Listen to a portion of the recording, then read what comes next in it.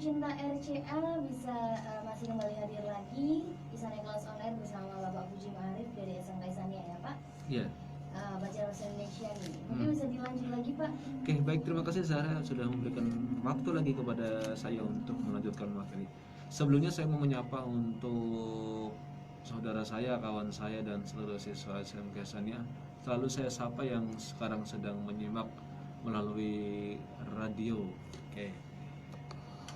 Untuk seluruh siswa kelas 12, selamat gabung lagi bersama saya. Kemudian untuk saudara saya nih yang sedang menyimak pembelajaran saya. Halo. Andika Irawan is watching. Halo, yang sekarang lagi ada di Korea ya. Langsung menyaksikan siaran langsung pembelajaran. Bahasa Koreanya apa sih? Selamat pagi. Annyeonghaseyo. Halo, Andika Irawan, halo. Oke, nanti komen aja di bawah ya. Oke. Kemudian untuk teman saya nih, sahabat saya ini ada Imam Kusmawan. Halo Mas Imam, sekarang lagi mendengarkan, lagi menyimak saya langsung di live Facebook saya. Kemudian banyak lagi deh yang sekarang sedang menyaksikan. Oke, baik Sarah. Saya lanjutkan lagi ya. Tadi sampai mana Sarah? Tadi sampai syarat-syarat ya Pak. Syarat-syarat Atau itu hal perihal lampiran Pak tadi.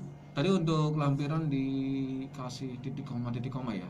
Oke, titik koma. Kenapa? Karena antara satu dengan yang lainnya itu saling berkaitan. Jadi diberi tanda titik koma.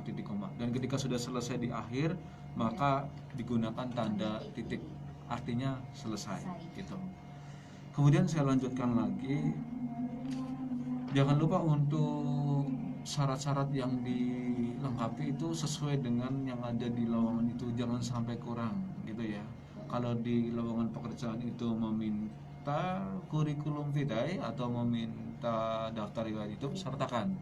Kemudian kalau meminta apa lagi, foto, pas foto berapa? 2, sertakan 2. Kalau minta apa lagi, fotokopi ijazah yang telah dilegalisasi, ya dilegalisasi gitu ya. Jangan double gitu ya. Harus iya. Eman nanti kalau sampai kita gagal atau tidak diterima di satu perusahaan gara-gara kurang syarat kan, kurang syaratnya. Daripada ngelamar kerja mendingan ngelamar kamu aja ya. Aduh Pak Arif kayaknya. Oke.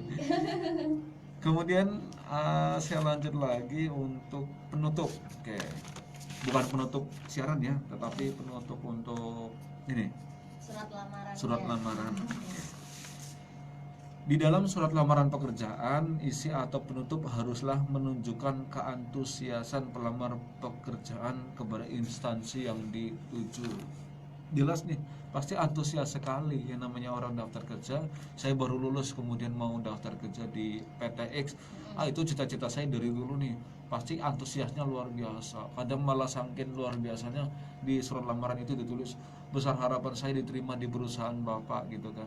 Wah, bener-bener apa ya, sampai mendarah daging banget. Saya pengen masuk ke perusahaan itu gitu ya.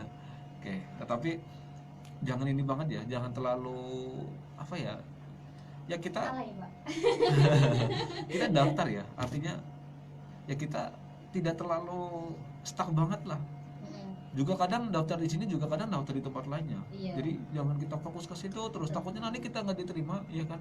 Nanti malah kita stuck sendiri, kita sakit, malah kita susah saat dikerjakan. Oke.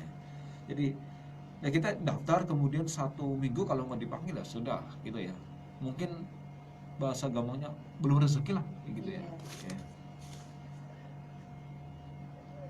Ada contohnya nih. Demikian surat lamaran pekerjaan ini saya buat. Besar harapan saya untuk dapat menjadi bagian dari perusahaan. Boleh sih mengucapkan kata seperti itu, menulis seperti itu. Besar harapan saya menjadi bagian dari perusahaan Bapak atau yang Ibu pimpin. Tetapi jangan mengatakan atas diterimanya saya gitu ya. Kan belum diterima gitu ya. Jadi jangan terlalu over confidence, iya kan? Kita berharap, tetapi jangan terlalu ini banget lah, vulgar banget sampai apa ya, tadi yang saya sampaikan, atas diterimanya saya mengucapkan banyak terima kasih. Semuanya apa terima kasihnya gitu. terlalu berlebihan ya Pak. Iya, betul. Sip.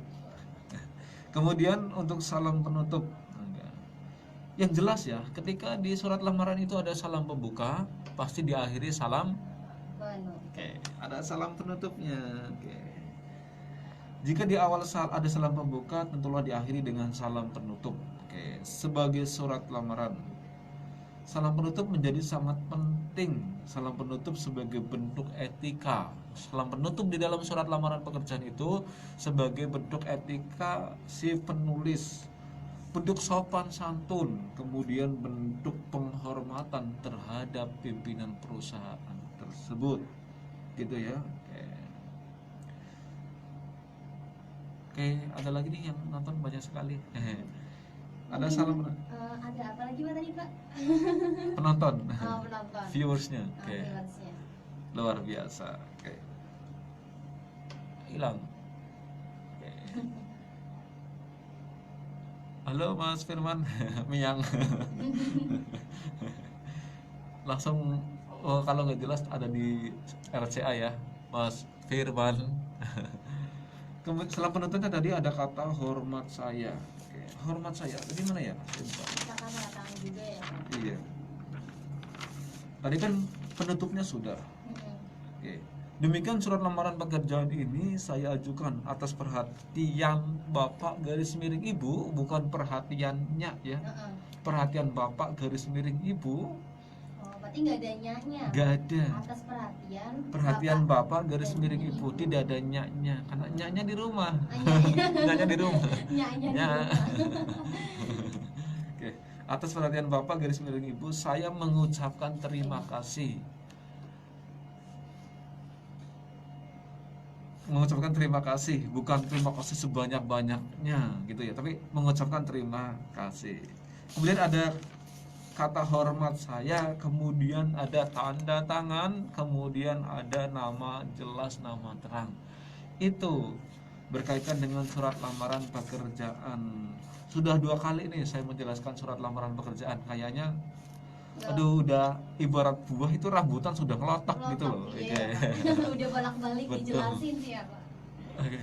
Mungkin ada yang mau bertanya kali Pak? Boleh, silakan ya, barangkali ada yang mau bertanya. Ini HP saya ada di sini jadi susah untuk buka. Ini ada yang mau bertanya Pak. Tadi lewat WA-nya Zara.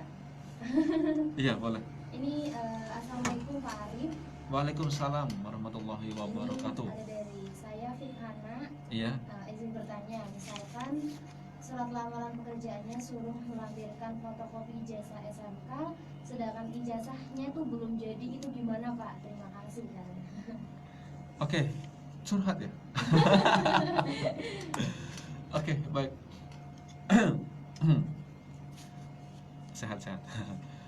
Pak Arif, bagaimana kalau mendaftar satu pekerjaan suruh menyertakan fotokopi ijazah SMK, ijazah terakhir gitu ya. Kemudian ijazahnya belum jadi, iya kan? Biasanya perusahaan ngerti kalau anak baru lulus pasti ijazah belum selesai jadi. Saya sering menyampaikan ke siswa kalau lulus bulan, bukan lulus ya, ujian nasional bulan misal kemarin April atau Maret, biasanya itu pengumuman bulan Mei. Nah biasanya itu ada jeda waktu untuk proses dari pengambilan belangko ijazah sampai penulisan sampai selesai sampai 3 jari dan sebagainya. Itu nggak simple, tetapi butuh proses yang lama gitu. Sehingga saya yakin pasti perusahaan itu ngerti lah seperti itu gitu ya.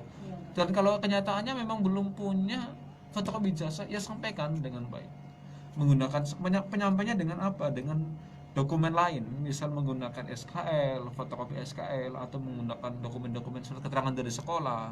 Saya yakin pasti dari perusahaan itu mengerti lah kayak gitu. Terima kasih Fikana Sesa Al Hawa. Oke, mungkin ada kata apa lagi Pak yang belum disampaikan?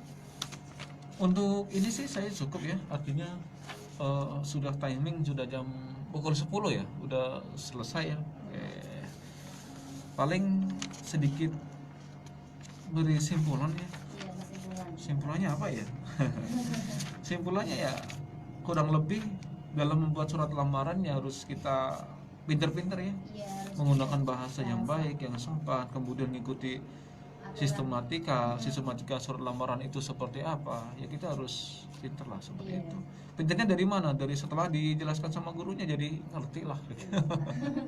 Ya walaupun belum terlalu paham, kan kalau misalnya kalau di sekolah itu lebih enak ya Pak. Iya betul. Langsung belajar, langsung nulis gitu ya Pak. Betul. Kalau salahnya saudara dulu kayak gitu. Iya. Makanya kan saya mengulang pelajaran yang sama untuk di siaran radio itu 2 kali biasanya.